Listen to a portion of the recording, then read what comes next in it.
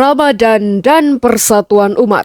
Sekiranya 19 sampai 20 Februari 2025 lalu, sebuah konferensi dialog intra-Islam diadakan di Bahrain. Konferensi ini dihadiri oleh 400 tokoh Islam dari berbagai mazhab dan pemikiran, dengan mengangkat tema Satu Umat Satu Masa Depan. Tema ini menjadi sangat penting artinya di tengah berbagai krisis yang melanda umat Islam akhir-akhir ini. Misalnya, krisis umat Islam di Palestina, masih menajamnya perbedaan di kalangan mazhab-mazhab di dalam Islam, dan sebagainya. Syekhul Azhar dalam kesempatan itu menyampaikan bahwa usaha mendekatkan berbagai mazhab yang dilakukan selama ini hanya sekadar diskusi akademik tanpa implementasi nyata di lapangan. Tema pendekatan antara Sunni dan Syiah telah dibahas berulang kali, tetapi hanya di tingkat debat dan perdebatan intelektual. Tidak ada langkah nyata yang membawa gagasan ini ke realitas masyarakat Muslim. Beliau mengingatkan bahwa persatuan Islam bukan berarti menyeragamkan keyakinan, melainkan membuka ruang komunikasi dan kerjasama di antara berbagai kelompok dalam Islam tanpa saling mendiadakan atau menyesatkan. Kenyataannya slogan persatuan umat itu seringkali hanya lip service saja, hanya berhenti pada tataran diskusi yang sifatnya akademik dan tidak jarang sangat elitis. Tetapi dalam praktiknya kita sulit melihat implementasi slogan tersebut. Padahal Al-Quran yang selama ini menjadi salah satu rujukan umat Islam menghamparkan sejumlah ayat yang memberikan isyarat pentingnya persatuan, baik intern umat Islam maupun persatuan umat manusia secara keseluruhan.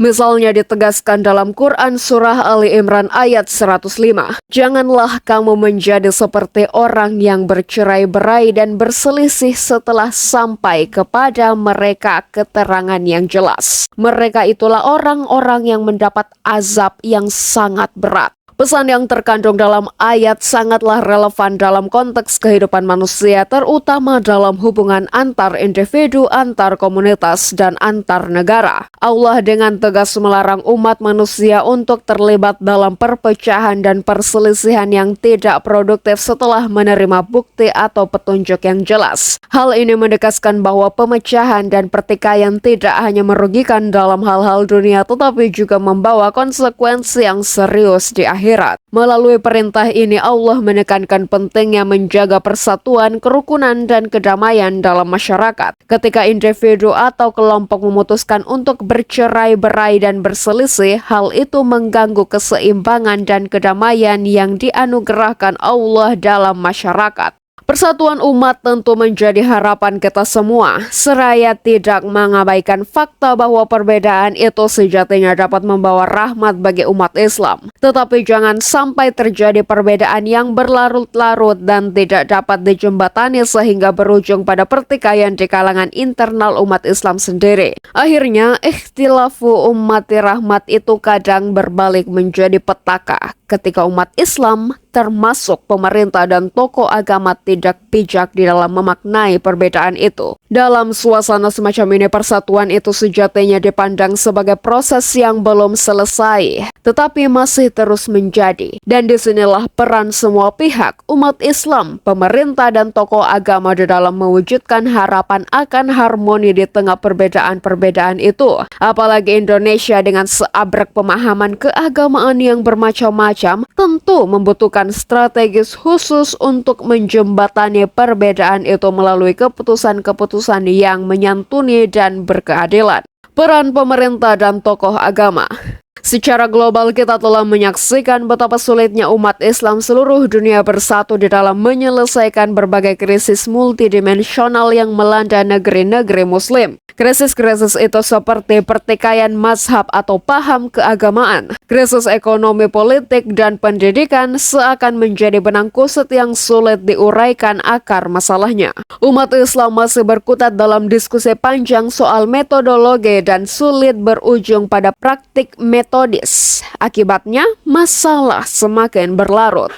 Di Indonesia sendiri umat Islam masih disibukkan dengan soal halal haram dan sunnah bid'ah. Dalam hampir keseluruhan diskursus fikih, masih ada saja sekelompok umat Islam yang rajin main tuding dan vonis soal yang disebutkan di atas. Akibatnya tidak sedikit umat Islam yang bingung menyaksikan perang tanding wacana tersebut. Energi kita sejatinya terkuras dengan soal tuding-tudingan itu, dan mau tak mau tidak sedikit orang yang beraksi dan merespon tudingan itu. Apakah ini selesai?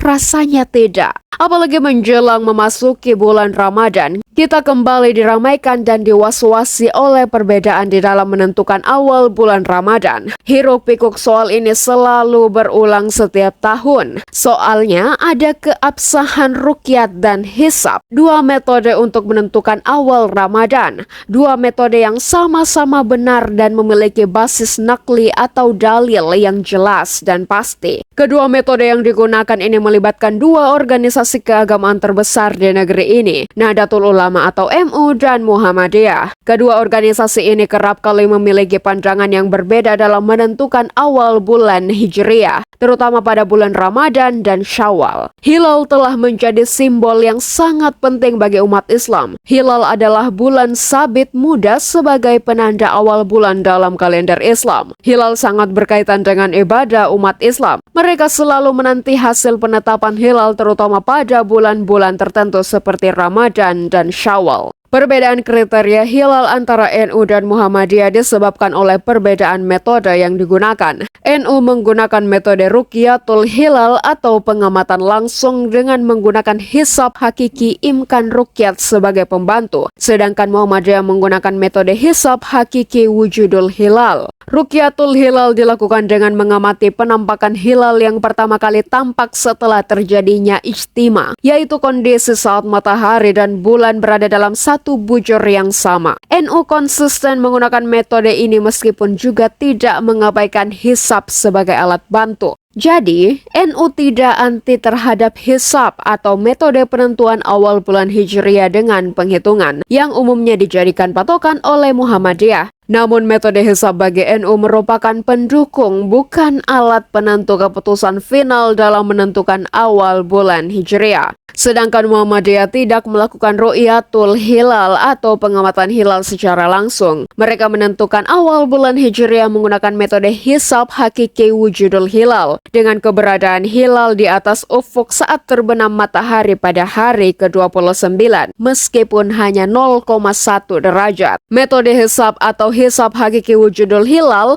merupakan perhitungan posisi matahari dan bulan secara ilmu falak untuk menunjukkan wujudnya hilal sebagai penanda bulan baru Hijriah. Bulan baru terjadi jika ketinggian hilal sudah terjadi di atas 0 derajat dan terjadi ijtima sebelum matahari terbenam. Bagi Muhammadiyah, hisab hakiki dengan kriteria wujudul hilal lebih memberikan kepastian dibandingkan dengan hisab hakiki kriteria imkanur ruqyat. Jika posisi bulan sudah berada di atas ufuk pada saat matahari terbenam, seberapapun tingginya, meskipun hanya 0,1 derajat, maka esoknya adalah hari pertama bulan baru. Metode ini menekankan bahwa hilal dapat ditemukan meskipun tidak dapat dilihat dengan mata telanjang selama memenuhi 3 syarat. Apabila ada satu syarat yang tidak terpenuhi, maka waktu tersebut belum masuk bulan baru. Adakah yang keliru dari penggunaan kedua metode ini? Tidak, masing-masing punya hujahnya sendiri.